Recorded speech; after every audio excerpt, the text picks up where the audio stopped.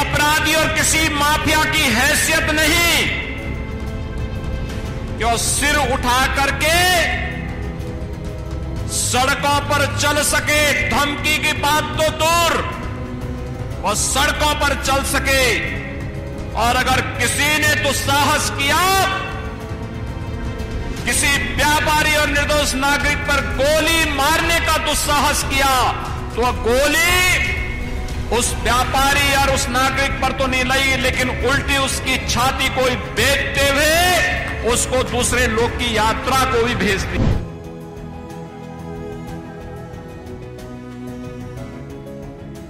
भाइयों बहनों, आपकी ताकत, लोकतंत्र की ताकत कितनी मजबूत होती है, आपने उसका एहसास कराया।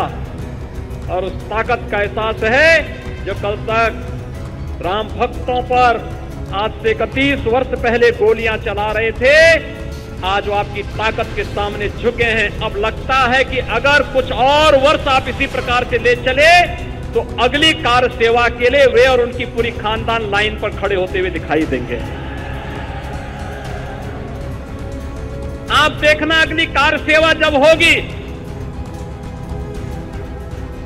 तब गोली नहीं चलेगी, तब राम भक्तों पर, कृष्ण भक्तों पर पुष्पों की वर्षा होगी।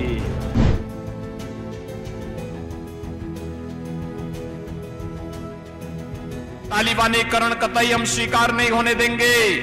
और जो भी तालिबान का समर्थन उत्तर प्रदेश की धरती पर करेगा, सख्ती के साथ उसे निपटने का कार्य भी सरकार करेगी।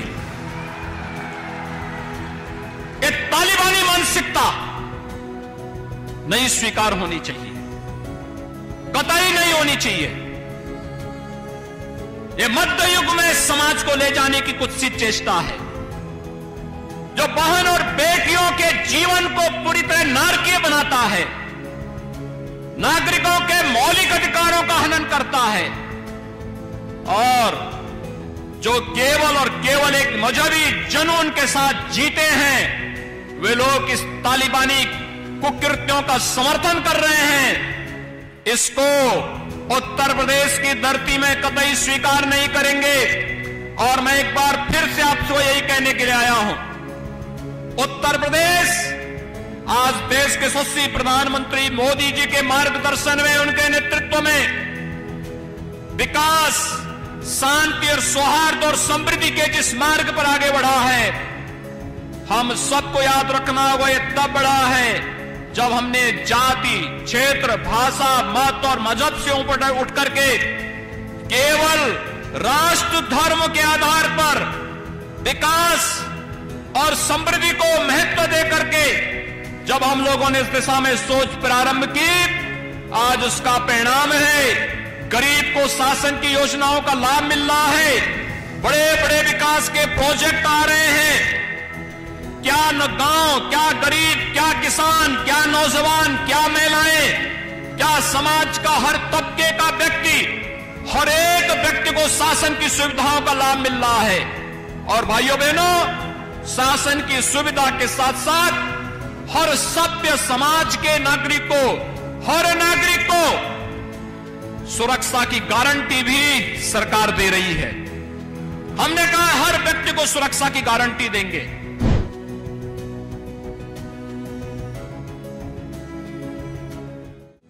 वे दंगाइयों को प्रश्रय देती थी, वे दंगाइयों को हर प्रकार से प्रश्रय देकर के आगे बढ़ाने का कार्य करते थे।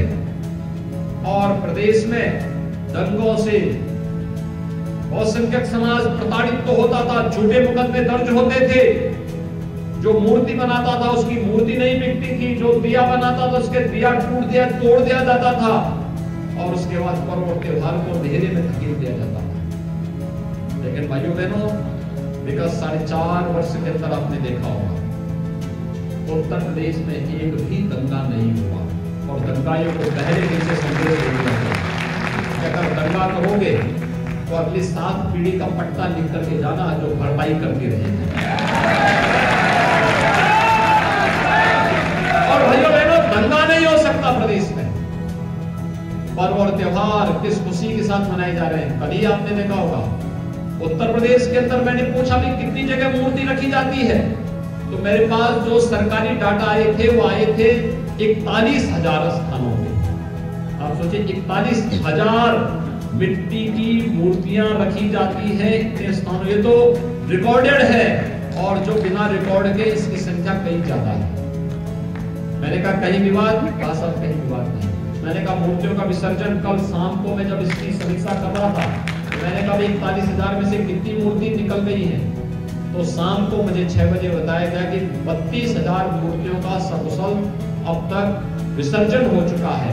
अब ये विसर्जन अभी 1 सप्ताह तक अलग अलग तिथियों में अलग अलग स्थानों में होता है, ये क्रम चलता रहेगा।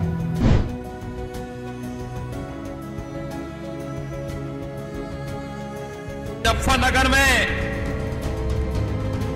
2 निर्दोष नौजवान मारे जाते हैं, तब लोगों को जाति नजर नहीं आ रही थी।